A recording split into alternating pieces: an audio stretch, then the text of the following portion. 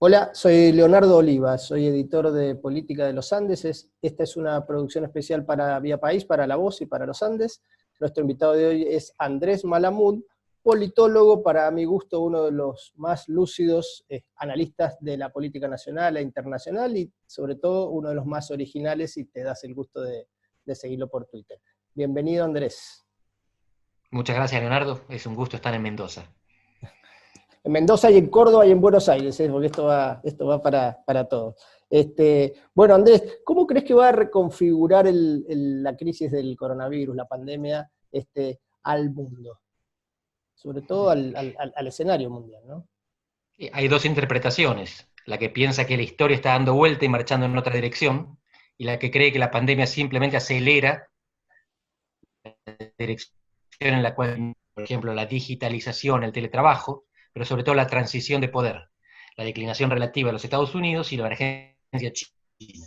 Mientras tanto hay otros que están sufriendo, pero ya venían sufriendo. El caso de la Unión Europea y los países de regiones periféricas, como América Latina, que se estaban, no diría desangrando, sino más bien fragmentando, porque nuestros países se ven atraídos hacia los grandes mercados y fuentes de inversiones que están afuera de la región, como China o Estados Unidos. Pero se Yo puede tiendo a hablar, estar más cerca de esta última interpretación. bien, pero se puede hablar de ganadores y perdedores, o sea, ganan los nacionalismos, pierden los liberalismos. Sería muy prudente con esto, porque mi impresión es que la causa única, que es la pandemia, va a tener efectos diferenciados en función del contexto. ¿Qué significa esto? Que en algunos países la democracia va a sufrir, porque el poder se va a concentrar en el Ejecutivo y posiblemente el Ejecutivo no devuelva algunas facultades después de la emergencia. Pero al contrario, los Ejecutivos van a enfrentar más resistencia.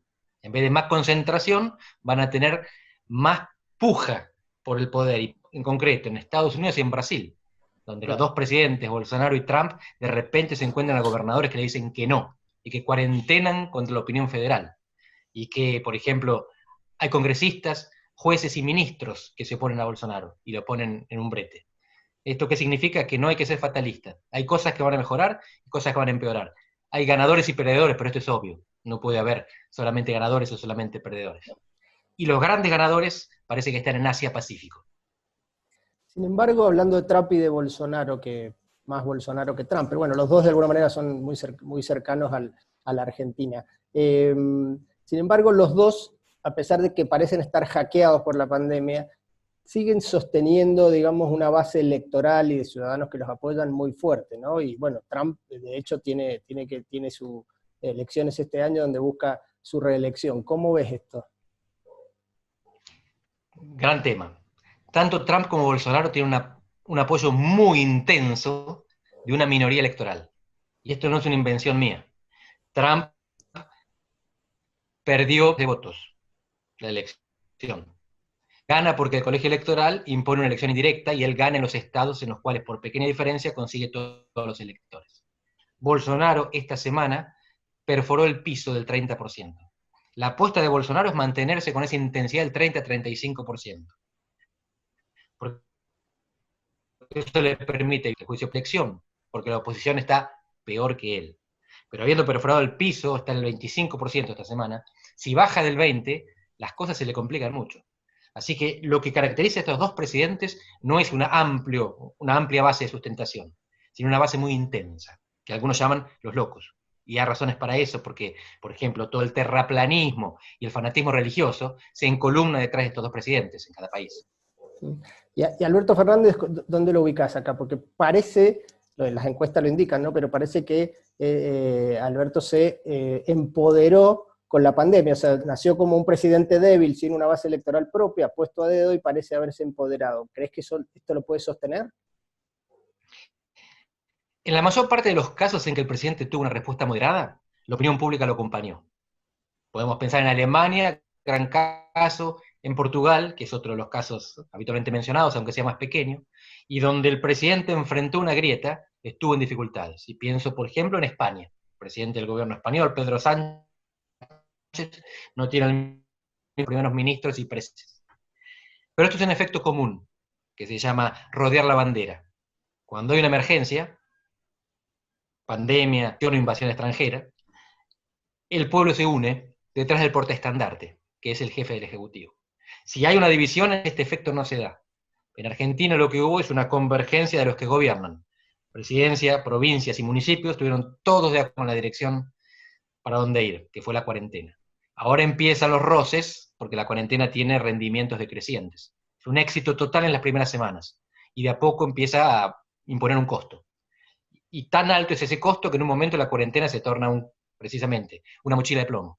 Y por lo tanto empiezan las demandas para salir, pero cuando se sale sube la curva. Y entonces hay que hacer equilibrio, y es un equilibrio muy fino y muy riesgoso, que en pocos países se logró resolver. Estamos viendo que en China están reentrando en cuarentena para cerca de 100 millones de personas. La cuarentena original fue para 60 millones. Habituarnos a la intermitencia, a que todos los pasos no van a ser para adelante, va a haber adelante y atrás, oscilaciones, y que esto va a ser complicado para los gobiernos y para las oposiciones. Esto no es gratis para nadie. Muchos dicen, sobre todo la oposición, que Alberto Fernández se enamoró de la cuarentena. ¿Vos también lo ves así? Es una linda frase, ¿verdad? Alberto Fernández asume con un programa de mediano plazo, que es un semestre, reestructura la deuda.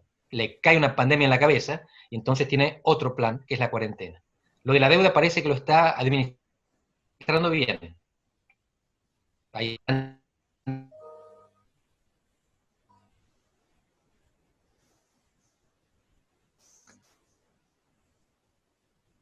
expectativas lo de las soluciones es encontrar la vacuna o agrandar los hospitales.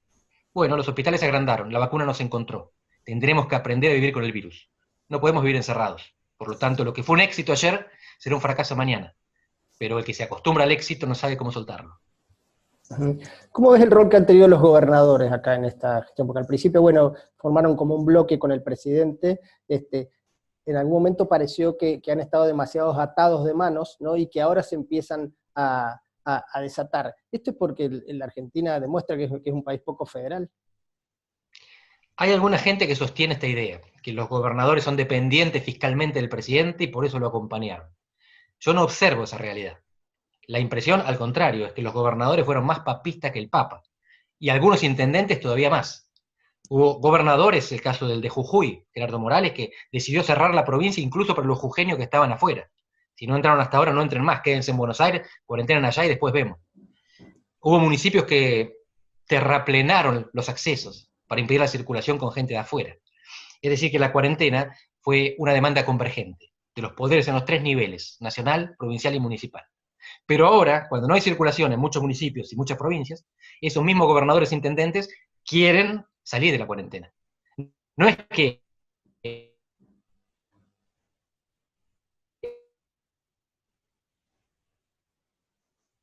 entraron a las fuerzas.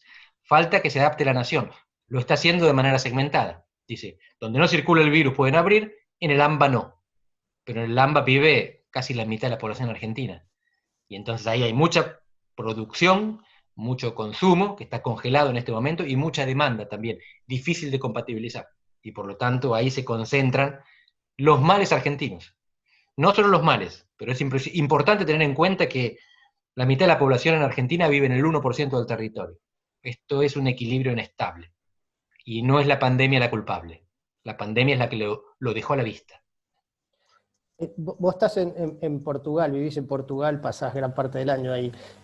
Como argentino en Europa, ¿cómo ves la situación de, o sea, cómo la crisis del coronavirus pegó muy fuerte en Europa? Europa casi fue como el conejillo de Indias del virus, donde más daño hizo, aunque después siguió en Estados Unidos sobre todo.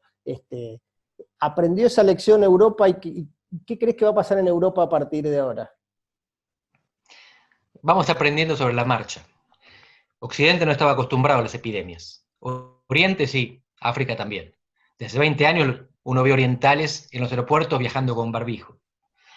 Lo estamos aprendiendo en nuestra costa ahora. En Europa va a haber mucha infraestructura, va a cambiar, muchas costumbres sociales, pero todavía no está claro cómo. Y de hecho recién ahora están tomando medidas económicas, porque a la pandemia la sigue la recesión.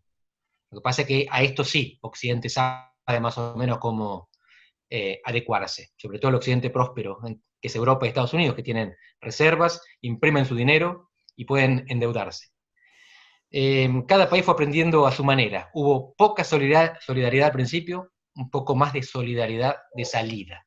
Y ahora el acuerdo francés-alemán de esta semana parece que viene a poner las cosas en orden y a reconocer que si siguieran en la misma dirección se desintegraban. De nuevo, la pandemia vino a despertar a Europa. Europa caminaba sonámbula hacia el precipicio. La pandemia vino a decirle, hagan más esfuerzos, que Europa estaba haciendo, pero insuficientes, porque si no se caen. Y parece que finalmente Alemania tomó conciencia, todavía hay 4 países, los frugales se llaman, que no están de acuerdo con la solución, la mutualización de la deuda, la no condicionalidad de los apoyos. Esto se está discutiendo, pero a un nivel más alto que antes de la pandemia. La pandemia vino, por un lado, a agudizar la crisis europea y por otro, a agudizar la conciencia de esa crisis y a generar alguna reacción. Andrés, muchas gracias por estar con nosotros. Un placer.